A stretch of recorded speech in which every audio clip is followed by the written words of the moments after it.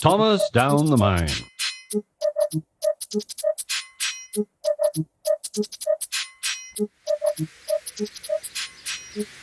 One day, Thomas was at the junction when Gordon shuffled in with some trucks. "Phew," remarked Thomas. "What a funny smell." "Can you smell a smell?" "I can't smell a smell," said Annie. "A funny, musty sort of smell," said Thomas. "No one noticed it till you did," grunted Gordon. "It must be yours." "Annie? Clarabelle? Do you know what I think it is? It's ditch water." Before Gordon could answer, Thomas puffed away.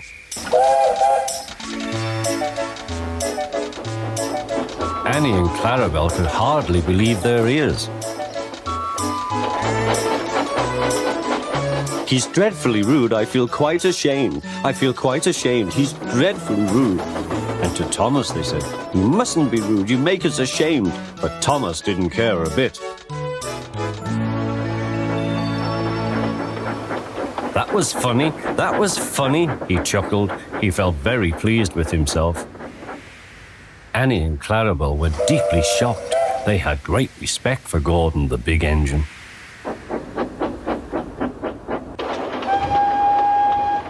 Thomas left the coaches at the station and went off to a mine for some trucks. Long ago, miners digging for lead had made tunnels under the ground. Though strong enough to hold up trucks, their roofs could not bear the weight of engines.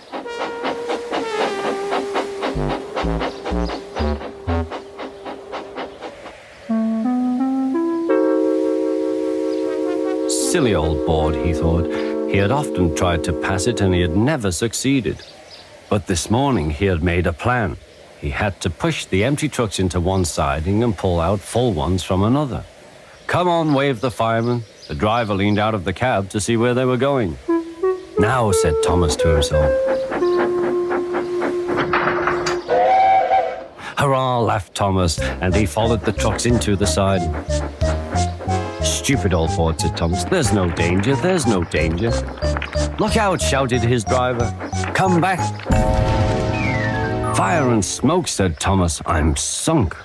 And he was. Thomas could just see out of the hole, but he couldn't move. "Oh dear," he said, "I am a silly engine. And a very naughty one too." "I saw you," said the fat controller.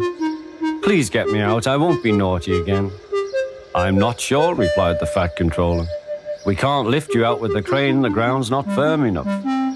Let me see. I wonder if Gordon could pull you out." "Yes, sir," said Thomas nervously, but he didn't really want to meet Gordon just yet. "Down a mine, is he? Ho, ho, ho," laughed Gordon. "What a jokey chortle, puffing to the rescue." "Poof, poof, little Thomas. We'll have you out in a couple of puffs." Strong cables were fastened between the two engines. "Are you ready?" "Heave," called the fat controller.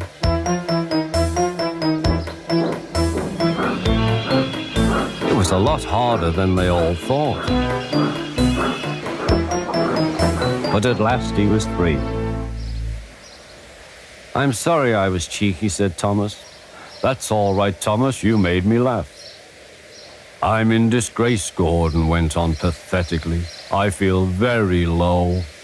"I'm in disgrace too," said Thomas. "Why, so you are, Thomas. We're both in disgrace." "Shall we form an alliance? An ally? What was it?" asked Thomas. "An alliance, Thomas." "United we stand, together we fall," said Gordon grandly. "Right you are," said Thomas. "Good, that's settled," mumbled Gordon. And buffer to buffer, the allies puffed home.